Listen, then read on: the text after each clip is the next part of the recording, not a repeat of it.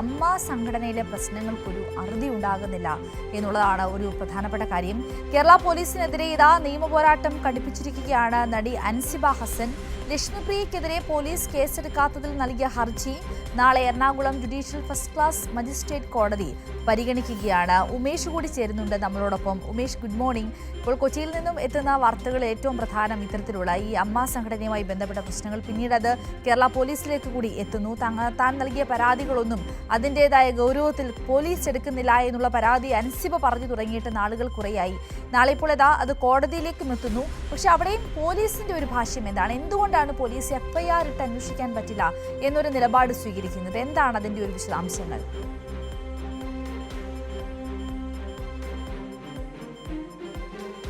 Good morning. Ansiba സൂചിപ്പിച്ചതുപോലെ തന്നെ തുടർച്ചയായ നിയമ പോരാട്ടത്തിൽ തന്നെയാണ് അൻസിബ. ഈ പോലീസ് നിരവധി പരാതികൾ, വിവിധ പോലീസ് സ്റ്റേഷനുകളിലായി അൻസിബ നൽകിയെങ്കിലും അതിലൊക്കെ കേസെടുക്കാൻ വിമുഖത കാണിക്കുന്ന സമീപനമാണ് പോലീസിൻ്റെ ഭാഗത്തു നിന്നുണ്ടായത്. ഇതുകൊണ്ടാണ് അൻസിബയ്ക്ക് നിരന്തരം കോടതിയെ സമീപിക്കേണ്ടി വരുന്നൊരു സാഹചര്യം ഉണ്ടാകുന്നു. ഒരു ഘട്ടത്തിൽ അൻസിബ തന്നെ വാർത്താ സമ്മേളനത്തിൽ പറയുകയുണ്ടായി, ആഭ്യന്തരമന്ത്രിയെ നേരിട്ട് വിളിച്ച് ഈ വിഷയം പറഞ്ഞിട്ട് പോലും FIR ഇടാൻ പോലീസ് മടിക്കുന്ന സാഹചര്യം ഉണ്ടാകുന്നു. സിറ്റി പോലീസ് കമ്മീഷണർ ആഭ്യന്തരമന്ത്രിയെ പറ്റിക്കുന്നു എന്നൊക്കെ അൻസിബ നേരത്തെ വ്യക്തമാക്കിയതാണ്. ഈ സാഹചര്യത്തിൽ കോടതിയിലാണ് വിശ്വാസം എന്നും അൻസിബ വ്യക്തമാക്കിയിരുന്നു. പിന്നീട് വിവിധ കോടതികളുടെ നിർദ്ദേശപ്രകാരം അൻസിബ നൽകിയ പരാതികളിൽ പോലീസ് FIR ഇടുകയും ചെയ്തിരുന്നു. അതിലേറ്റവും ഒടുവിലത്തേതാണ് ഈ ലക്ഷ്മിപ്രിയയ്ക്കെതിരെ നൽകിയ പരാതി. ലക്ഷ്മിപ്രിയയും ഒരു ഓൺലൈൻ ചാനലിനുമെതിരെയാണ് അൻസിബ പരാതി നൽകിയിരുന്നത്. അത് പാലാരിവട്ടം പോലീസ് സ്റ്റേഷനിലാണ് ആ പരാതി നൽകിയിരുന്നത്. ആ പരാതിയിൽ പറയുന്നത് പ്രകാരം തന്നെ ഓൺലൈൻ ചാനലിലൂടെ, യൂട്യൂബ് ചാനലിലൂടെ അശ്ലീലപരമായി രീതിയിൽ അധിക്ഷേപിക്കുന്ന സമീപനം ഇവരുടെ ഭാഗത്തു നിന്ന് ഉണ്ടായി. ഈ ലക്ഷ്മിപ്രിയയും ഓൺലൈൻ ചാനൽ ഉടമയും ചേർന്നാണ് ആ നിലപാട് സ്വീകരിച്ച അത്തരത്തിൽ ഉള്ള പ്രവൃത്തി അവരുടെ ഭാഗത്തു നിന്ന് ഉണ്ടായി. അതുകൊണ്ട് സ്ത്രീത്വത്തെ അപമാനിച്ചതിനടക്കമുള്ള വകുപ്പുകൾ ചുമത്തി ഇവർക്കെതിരെ കേസെടുക്കണം എന്നുള്ളതായിരുന്നു അൻസിബയുടെ ആവശ്യം. പക്ഷേ പോലീസ് നടപടിയെടുത്തില്ല, FIR ഇടാൻ തയ്യാറായില്ല. ഈ സാഹചര്യത്തിൽ ദിവസങ്ങൾ പിന്നിട്ടിട്ടും ഇതിൽ കേസെടുക്കാത്ത സാഹചര്യത്തിൽ അൻസിബയ്ക്ക് കോടതിയെ സമീപിക്കേണ്ടി വന്നു. അങ്ങനെ Ernakulam judicial first class magistrate കോടതി 9 അൻസിബ ഹർജി നൽകുകയും ചെയ്തു. ആ ഹർജി കോടതി പരിഗണിച്ച ഘട്ടത്തിൽ പോലീസിനോട് വിശദീകരണം തേടി. എന്നാൽ പോലീസ് ഇതിൽ കേസെടുക്കാൻ കഴിയില്ല എന്ന നിലപാട് തന്നെയാണ് സ്വീകരിച്ചത്.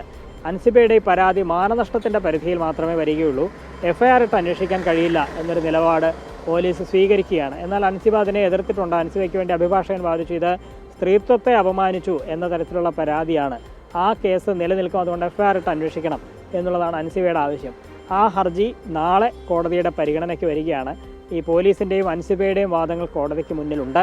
ഈ സാഹചര്യത്തിൽ കോടതി എന്ത് നിലപാടെടുക്കും എന്നുള്ളത് തന്നെയാണ് പ്രധാനം. ഇതിനിടെ മറ്റൊരു പുതിയ ഹർജി അൻസിബ കോടതിയിൽ നൽകിയിരുന്നു. ഇതേ കോടതിയിൽ തന്നെ നൽകിയ ഹർജി സിറ്റി പോലീസ് കമ്മീഷണർക്കും പാലാരിവട്ടം SHOയ്ക്കുമെതിരെയാണ് പരാതി നൽകിയിരുന്നത്.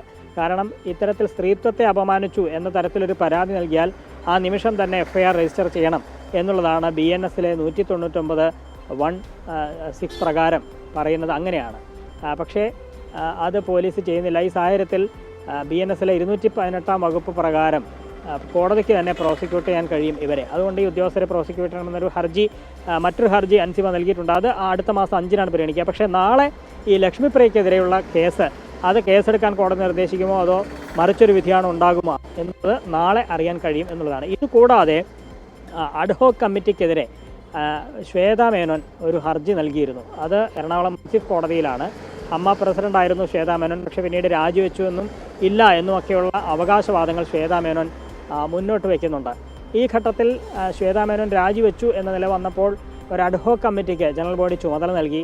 രമേഷ് പിഷാരടി കൺവീനറായ അഡ്ഹോക് കമ്മിറ്റിയാണ് നിലവിൽ വന്നത്. പക്ഷേ ഇങ്ങനൊരു അഡ്ഹോക് കമ്മിറ്റിക്ക് നിലനിൽപ്പില്ല എന്നുള്ളതാണ് ശ്വേത മേനോൻ ഈ ഹർജിയിൽ ചൂണ്ടിക്കാട്ടിയത്. ആ ഹർജി പ്രാഥമികമായി പരിഗണിച്ചുകൊണ്ട് അഡ്ഹോക് കമ്മിറ്റിയുടെ പ്രവർത്തനം താൽക്കാലികമായി സാഹചര്യമുണ്ടായി. ഇതിനെതിരെ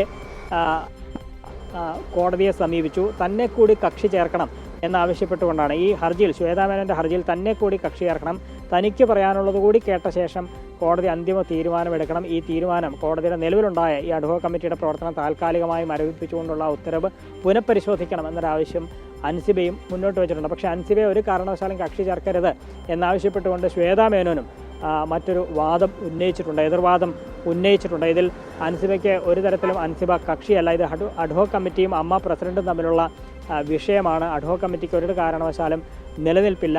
ഭരണസമിതി രാജിവെച്ചാൽ പുതിയ ഭരണസമിതി വരുന്നത് വരെ നിലവിലുള്ള ഭരണസമിതി തന്നെയാണ് തുടരുക.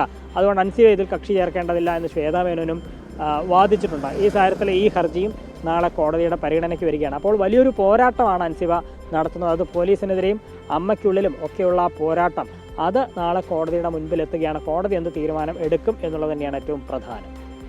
ഉമേഷ്, ഇവിടെ അൻസിബ ഒരു പ്രതീകമായി മാറുകയാണ്. അതായത് ചില കാര്യങ്ങളിൽ ഒരു ഭൂരിപക്ഷത്തിന്റെ അല്ലെങ്കിൽ ചില അധികാരം കൂടുതലുള്ള ആളുകൾ പറയുന്ന കാര്യങ്ങളോടൊപ്പം നിന്നില്ലെങ്കിൽ അവിടെ തന്റെ അഭിപ്രായം തുറന്നു പറയുകയാണെങ്കിൽ ഒറ്റപ്പെടും, അല്ലെങ്കിൽ പല കാരണങ്ങൾ പറഞ്ഞ് ഒഴിവാക്കുവാൻ ശ്രമിക്കും.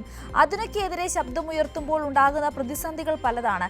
ഇതൊക്കെ നമുക്ക് മനസ്സിലാക്കി തരികയാണ് അൻസിബ നടത്തുന്ന ഈ ഒരു നിയമ പോരാട്ടം. ഏറ്റവും ഒടുവിൽ ഈ കൂടെ പ്രവർത്തിച്ചവരാണ്, ഒരേ സംഘടനയിൽ പ്രവർത്തിക്കുന്നവർ മാത്രമല്ല ഒരേ മേഖലയിൽ സജീവമായി നിൽക്കുന്നവരാണ്. പക്ഷെ അവർക്കിടയിൽ ഇങ്ങനത്തെ പ്രശ്നങ്ങൾ ഉണ്ടാകുമ്പോൾ ഒടുവിൽ നീതി ലഭിക്കുക കോടതിയിൽ നിന്ന് മാത്രമാണ് എന്നൊരു തിരിച്ചറിവിന്റെ അടിസ്ഥാനത്തിലാണ് അൻസിബ ഇപ്പോൾ കോടതിയിൽ എത്തി നിൽക്കുന്നത്. ആകെ മൊത്തത്തിൽ ഈ ഒരു അധികാരം കൂടുതലുള്ളവർ അല്ലെങ്കിൽ ഈ സമ്പത്ത് കൂടുതലുള്ളവർ അൻസിബയെ ഒറ്റപ്പെടുത്തുന്ന ഒരു സാഹചര്യം സിനിമാ മേഖലയിൽ കാണുന്നുണ്ടോ?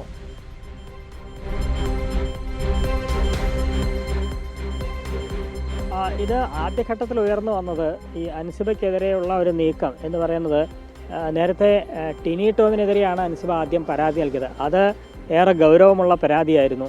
തന്നെ മതപരമായി അധിക്ഷേപിക്കുന്നു എന്ന തരത്തിൽ ഗുരുതരമായൊരു പരാതി വന്നിട്ട് പോലും പോലീസ് നടപടിയെടുത്തില്ല എന്നുള്ളതാണ്. ആ ഘട്ടത്തിലാണ് അൻസിബയ്ക്ക് ആഭ്യന്തര വകുപ്പിനെതിരെ സംസാരിക്കേണ്ടി വന്നത്. ആഭ്യന്തരമന്ത്രിയോട് പറഞ്ഞിട്ട് പോലും പോലീസ് FIR ഇടാൻ തയ്യാറാകുന്നില്ല, അല്ലെങ്കിൽ FIR ഇട്ടു എന്ന തരത്തിൽ സിറ്റി പോലീസ് കമ്മീഷണർ ആഭ്യന്തരമന്ത്രിയെ തെറ്റിദ്ധരിപ്പിക്കുന്നു, പറ്റിക്കുന്നു എന്നൊക്കെ അൻസിബയ്ക്ക് പറയേണ്ടി വന്നത് ആ ഘട്ടത്തിലാണ്. ഒരു വനിത ഇങ്ങനൊരു പരാതി നൽകിയിട്ട് ഒരു നടപടിയും പോലീസ് സ്വീകരിക്കാത്ത സാഹചര്യം, അത് ഒരു പോലീസ് സ്റ്റേഷനിലല്ല 3 പോലീസ് സ്റ്റേഷനുകളിൽ ഒരേ നിലപാട് പോലീസിൻ്റെ ഭാഗത്തു നിന്ന് ഉണ്ടാവുകയാണ്. അതെന്തൊരു നീതികേടാണ് എന്നൊക്കെ അൻസിബയ്ക്ക് ചോദിക്കേണ്ടി വന്നു എന്നുള്ളതാണ്. അതാണ് പോലീസിനെ സംബന്ധിച്ചുള്ള വിഷയം.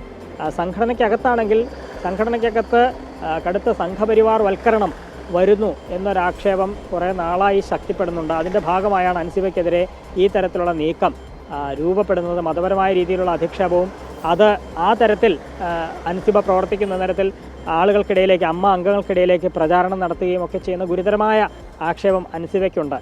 അതിലാണ് കേസെടുക്കാൻ പോലീസ് മടിച്ചു നിന്നത്. പക്ഷേ പിന്നീട് കോടതി നിർദ്ദേശപ്രകാരം പോലീസിന് കേസെടുക്കേണ്ടി വന്നു. അതിൽ അൻസിബയുടെ മൊഴിയെടുത്ത് വീണ്ടും ടിനി ടോമിനെ ചോദ്യം ചെയ്യുന്ന നിലയിലേക്കൊക്കെ പോലീസ് പോയിട്ടുണ്ട്. പക്ഷേ ഇതുവരെ ഒരു നടപടിയിലേക്ക് പോലീസ് പോകാത്ത സാഹചര്യം ഒക്കെ നിലവിലുണ്ട് എന്നുള്ളതാണ് സാഹചര്യം. ഏതായാലും അൻസിബ പോരാട്ടത്തിൽ നിന്ന് പിന്നോട്ട് പോകില്ല എന്ന് ഉറപ്പിച്ചിരിക്കുകയാണ്. വിവിധ പോലീസ് സ്റ്റേഷനുകളിലായും കോടതികളിലുമായൊക്കെ അൻസിബയുടെ ഹർജികളും പരാതികളും ഒക്കെ നിലനിൽക്കുന്നുണ്ട്. അതിൽ ഓരോന്നിലായി നടപടി വരും എന്ന പ്രതീക്ഷയിൽ തന്നെയാണ് അൻസിബ മുന്നോട്ട് പോകുന്നത്. നീതികേടിനെതിരെ തുടർന്നും ശബ്ദിക്കാൻ തന്നെയാണ് അൻസിബയുടെ തീരുമാനം. സിന്ധൂരി. ശരി ഉമേഷ്, എന്തായാലും വിശദമായി തന്നെ ഉമേഷ് ഈ വിഷയത്തെക്കുറിച്ച് നമ്മോട് സംസാരിച്ചു. ഉമേഷ് പറഞ്ഞതുപോലെ തന്നെ അൻസിബ എടുക്കുന്ന ഒരു നിലപാടുണ്ട്. നീതിക്ക് വേണ്ടി ഏതറ്റം വരെയും പോവുക, നീതിക്ക് വേണ്ടി സംസാരിക്കുക, നീതികേടിനെതിരെ ശബ്ദമുയർത്തുക. ആ ഒരു നിലപാട് അൻസിബ എടുക്കുമ്പോൾ അൻസിബയും ഒരു മാതൃകയായി തീരുകയാണ്. ഏറ്റവും ഒടുവിൽ കോടതിയിൽ നിന്നും നീതി ലഭിക്കുമെന്ന ശുഭപ്രതീക്ഷയിലാണ് അൻസിബ നിലനിൽക്കുന്നത്.